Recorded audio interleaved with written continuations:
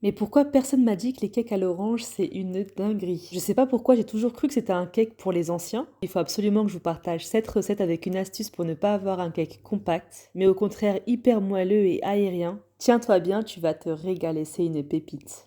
Tout d'abord, je te conseille de choisir une orange avec sa feuille, en général, c'est les plus sucrés. Alors, petite précision, quand tu retires le zeste, c'est la râpe que tu dois bouger, pas le fruit, parce que si tu bouges le fruit comme ça, tu risques de prélever le blanc et c'est pas top car c'est une partie amère.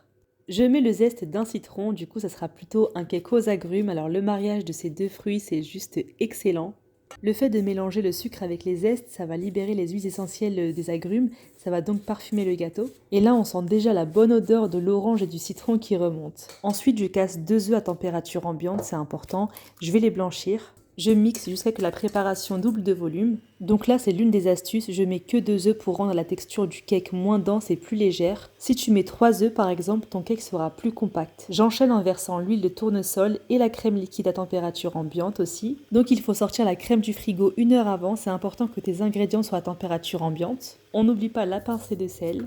On mélange la levure chimique à la farine, alors en fait, comme d'hab, je te mets toutes les quantités en description. Ah, au fait, alors quand tu commences à mettre l'huile, la crème et enfin la farine, ne mélange surtout pas 10 ans. Une fois que c'est homogène, tu t'arrêtes de mélanger pour éviter d'incorporer trop d'air à la pâte, pour éviter justement les bulles d'air dans ton cake.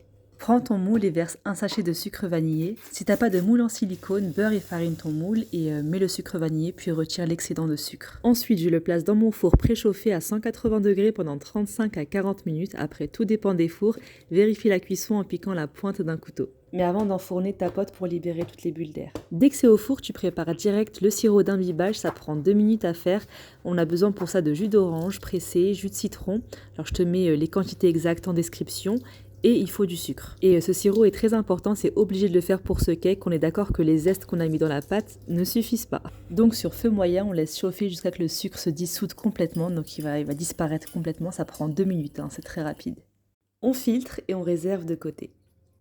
Dès la sortie du four, on attend 5 minutes et après ces 5 minutes, on verse le sirop délicatement. Donc l'idée c'est de verser le sirop sur un cake chaud mais pas brûlant pour une meilleure absorption. Après ça, laisse ton cake pendant 15 minutes avant de le démouler. Ça va permettre au sirop de bien être absorbé, ce qui va rendre le cake hyper moelleux et imprégné de saveur. Franchement, c'est une tuerie. Et quand tu le démoules, couvre-le bien de cellophane, c'est important, et laisse-le idéalement toute une nuit à température ambiante avant de le déguster. Pour vous dire, j'ai encore le goût dans la bouche. Là, en faisant le montage, ça m'a donné envie d'aller reprendre une part. Quand tu manges, tu ressens bien le goût des agrumes grâce au sirop, c'est vraiment délicieux et c'est pas sec du tout. Dis-moi ce que t'en penses en commentaire, ça m'intéresse, et n'oublie pas de liker et t'abonner pour ne pas rater mes prochaines astuces et recettes maison.